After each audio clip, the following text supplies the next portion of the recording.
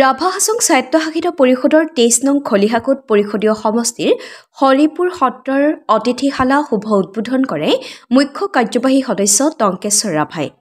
ৰাইজৰ হকে উন্নয়নৰ ধাৰা অব্যাহত যুৱ নেতা তথা ৰাভা হাছঙৰ কাৰ্যবাহী সদস্য নগৰমল স্বৰ্গীয়াৰীৰ।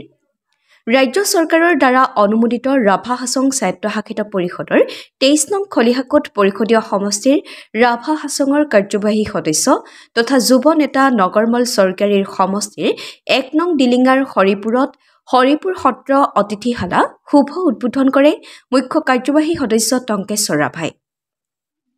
২০২৩-২৪ ইংৰাজী বিত্তীয় বৰ্ষৰ ৭ লাখ টকা ব্যয় সাপেক্ষে নিৰ্মাণ কৰা হৈছে উক্ত অতিথিশালা গৃহটি।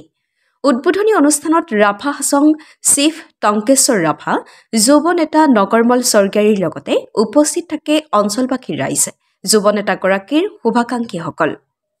বকুৰ পৰা Dhanmoni Medhi report, reporter live. আৰু সংবাদ প্ৰমুখে অন্যান্য সদস্যসকল আৰু সাংবাদিক বন্ধুসকল, ১৬১৯ খ্ৰীষ্টাব্দত এই সত্ৰ স্থাপন হৈছে।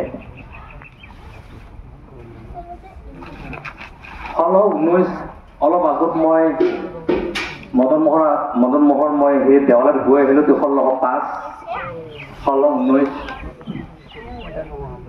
প্ৰায় সময়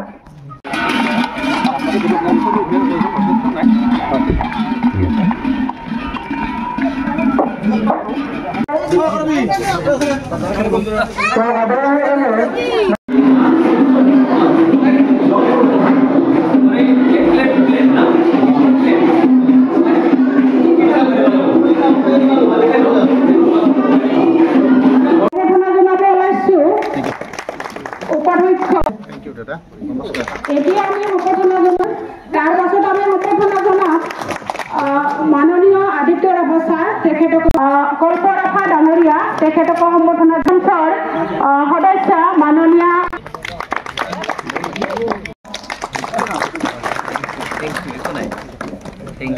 ৰ'ব আগত এখন দি লওক, জাপিটো মোক দিয়ক, তেতিয়াহে মিলিব কাৰোবাৰ। Thank U.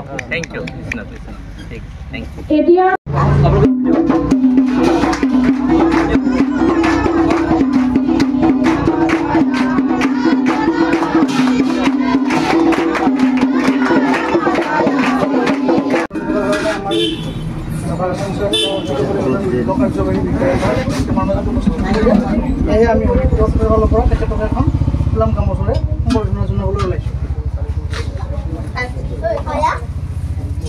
সম্বৰ্ধনা কৰিব মণিৰাম কলিতা।